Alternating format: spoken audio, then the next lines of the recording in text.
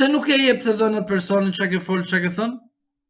Ursula. Dhe pastaj vjen Ursula këtu, që ne korrupsionin e kemi të eliminuar, e kemi vrar. Edhe vjen thot, përgëzoj popullin shqiptar që s'ka pasur gjykatë europiane, gjykatë kushtetuese, gjykatë të lartë. Për 3 vjet ne I kishim bllokuar të gjitha. Gjykata apelit me 150.000, 60.000 dosje, tjetër do të jetë në parcele dhe do dalë vendimarrja.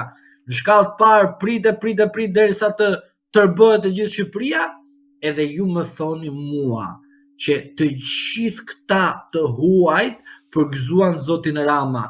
Unë do kisha shumë çudi në rast se këta vinin në Shqipëri edhe flitshin për dhunën në familje, për korrupsionin, për krimin e organizuar.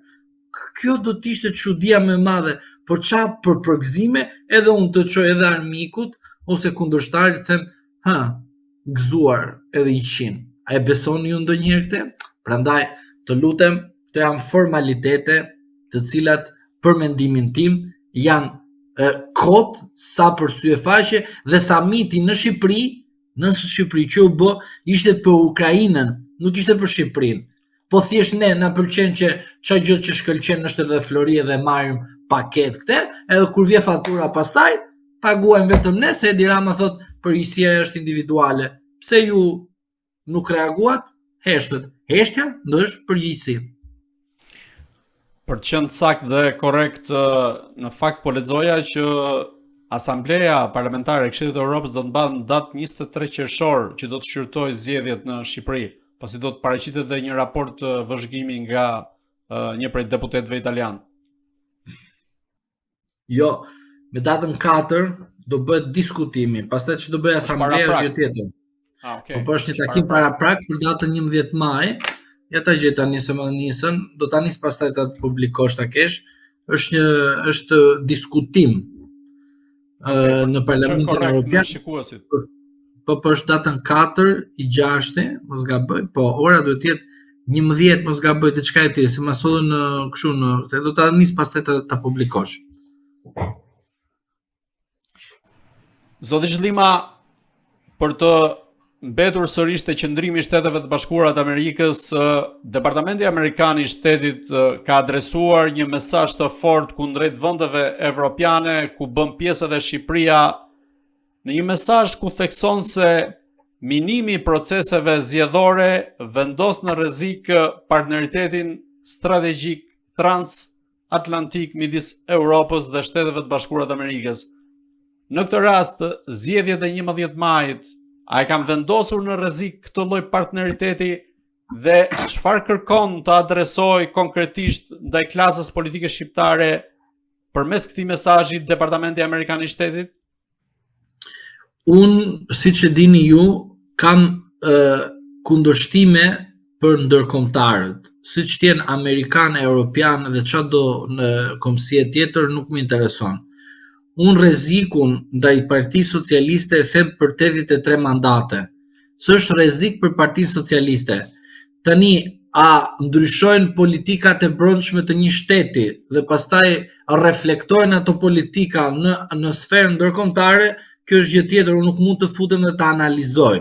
Por duke qenë në këto kushte ku jemi sot, problemi më I madh nuk është a do të njohë Amerika apo jo, a do të njohë Europa apo jo. Problemi më I madh është që nesër çdo krizë që do kalosh si shtet duhet të përballet vetëm Partia Socialiste dhe nuk ka detyrë të përballet as opozita parlamentare, as ajo jashtëparlamentare, sepse Partia Socialiste në heshtjen e saj ka pranuar rezultatin dhe ka kërkuar që të vazhdojë qeverisjen e vendit në vazhdim në shtatore tutje. Pra, do të thotë çdo gjë që I kanoset Partisë Socialiste nuk mundet ne ta bashkojmë apo ta shumëzojmë apo ta pjestojmë me çfarë thot një institucion ndërkombëtar. Jo, nuk dua të futemi në këtë lojë, nuk dua të them vetëm këtë gjë, që Partia Socialiste është në situatë më të vështirë, të pa imagjinueshme për veten e saj, sepse duket qartë që kutitë e votimit janë mbushur. Parcelat e Tufinës dhe Sharrës kanë votuar. Pra do të thotë që individ të cilët nuk kanë jetuar jam i bindur që kanë votuar, pavarësisht se asnjëri nuk e thot, dhe të një rinumërimi votave në rast se do t'u bënte ashtu siç duhet, dhe jo marketingu që bën PS-ja, PD-ja dhe të tjerë në këto zgjedhje.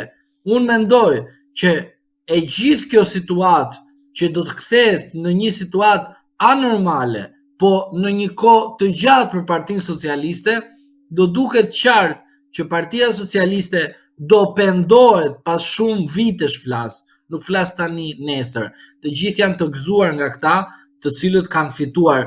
Të keni parasysh diçka, nuk keni fituar, keni humbur, por humbja shikohet sipas bursës.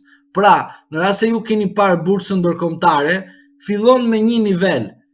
Ai nivel i cili e ka filluar, të nesmen mund edhe të ndryshojë. Pas nesër mund të fitosh më shumë, por pas një kohë mund ta humbasësh të gjitha.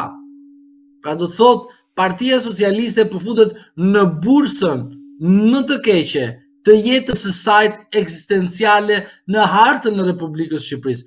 Nuk them eliminimin e Partisë Socialiste. Nuk jam kaq naiv të them këtë gjë.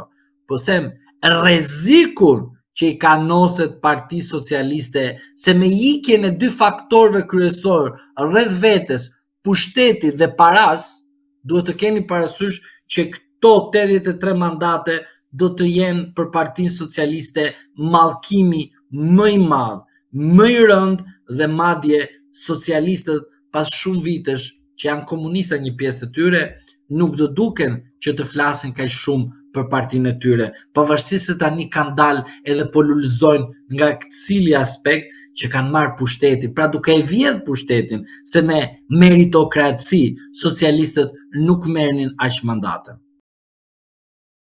Avokat, si e lexoni këtë mesazh të Shtetet Bashkuara të Amerikës, duke qenë se tashmë Shqipëria sapo mbajti zgjedhjet e 11 majit, dhe a reflekton ky mesazh një qasje konkrete kundrejt kryeministrit Edi Rama, nisur edhe nga backgroundi i tij në raport me Shtetet Bashkuara të Amerikës, ku ka një dosje siç është ajo e ish agentit të FBI-s Charles McGonigal? Mendoj se zoti Rama po të shkojë në Shtetet e Bashkuara të Amerikës privatisht, jam i bindur që do të thonë mund të jeni pak këtu të kreshti tjetër, thjesht të bëjmë disa pyetje, ndërsa po shkoj i ftuar normalisht do të ketë imunitet, pra nuk do të merren masat ndaj tij. Unë mendoj se zoti Rama e ka të vështirë të shkojë në Shtetet e Bashkuara të Amerikës, jo se ai nuk don të shkojë, ai e ka me kaq shumë dëshirë, me kaq shumë pasion vajtjen, por me ardhin e zotit Donald Trump, zoti Rama mund të shkojë në Shtetet e Bashkuara të Amerikës në anë gjithmonë institucionale, por nga anën private dyshoj. Zoti Rama ka qenë shumë i ekspozuar nga administrata e Bidenit në gjithmonë në aspektin e Ukrainës, sepse demokratët amerikanë din të vendosin në vijën e parë viktimat e parë. Është si puna e luftës, ku shkon në luftë ata që ikin përpara, ikin amatorët, jo profesionistët. Shkojnë ata dhe pastaj vinë profesionistët në një luftë betejë. Pra do të thotë që zoti Rama është viktim në të dyja rastet, po jo një viktim e cila don solidaritetin ton, një viktim që vetë ka dashur të bëhet, por ka marrë në kurriz dhe në qafë popullin shqiptar.